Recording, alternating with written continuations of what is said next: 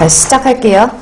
이번 시간부터 폐기물 파트를 들어가게 됐고요. 앞서 이제 가장 시험대 출제 가능성이 높은, 출제 비율이 높은 수질이랑 대기가 마무리가 됐잖아요. 그래서 수질과 대기에 비해서는 폐기물 파트 같은 경우에는 그렇게 출제 비중이 높지는 않아요. 그래서 뭐 처음에 제가 수업 시작할 때 설명드린 것과 같이 항상 동일한 비율로 시험 문제가 출제가 되지는 않지만 20문항 중에서 보통 평균적으로 수질이 7문제에서 8문제 정도가 출제가 되고요. 대기도 비슷하게 7문제 정도 출제가 될 때도 있고 수질이 좀 한두 문제 더 많이 나오는 경우도 있고, 그래서 수질하고 대기랑 비교를 해가지고 출제되는 그 문항 수가 약 12문제에서 14문제 정도 출제가 되거든요. 그래서 12문제에서 14문제를 제외를 하고 나머지 폐기물이라든지 토양이라든지 소음진동이라든지 그 외에 뭐 위해성이라든지 화학물질 같은 것들에 대해서 시험 문제가 출제가 되는데,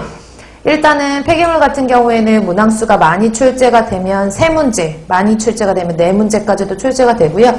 많이 출제가 되지 않은 경우에는 2문제 정도, 평균적으로 2~3문제는 나온다고 생각하시면 돼요. 그래서 수질과 대기에 비해서는 비중이 그렇게 높지는 않지만 그래도 토양이라든지 아니면 소음진동이라든지 그런 파트에 비해서는 조금 더 비중이 높은 편이기 때문에 제가 그러니까 수업을 시작할 때 가장 출제 비중이 높은 수질과 대기 먼저 끝내고 이제 폐기물 파트 비중이 높은 거 순서대로 하는 거거든요. 그러니까 여러분들 폐기물 하는 과정에서도 뭐 그렇게 난이도가 높진 않아요. 다만 수질과 대기에 비해서 약간 암기할 내용들이 조금 더 많다라는 거, 그런 것만 좀 주의를 하셔서 정리를 해 놓으시면 좋겠고요.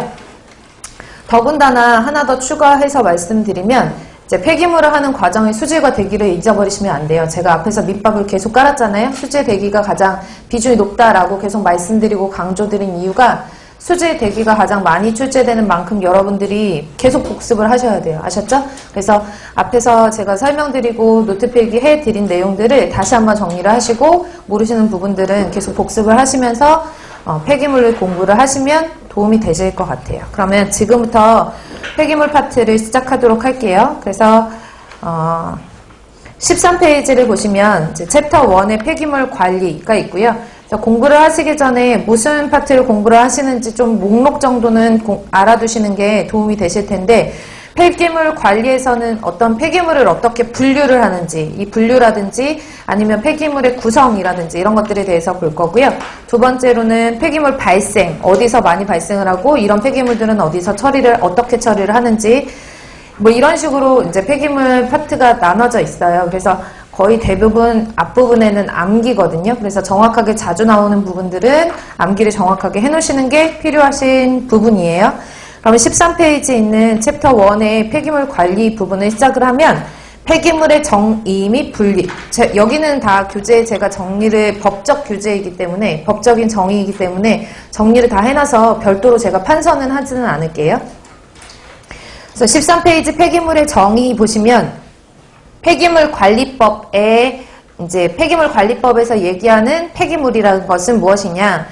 1번에 보시면은 이게 폐기물 관리법에서 정의하는 폐기물의 정의거든요. 그래서 폐기물이라는 것은 줄칠게요. 쓰레기, 연소재, 연소했을 때 소각로에서 나오는 연소재, 그 다음에 오니, 일명 슬러지죠.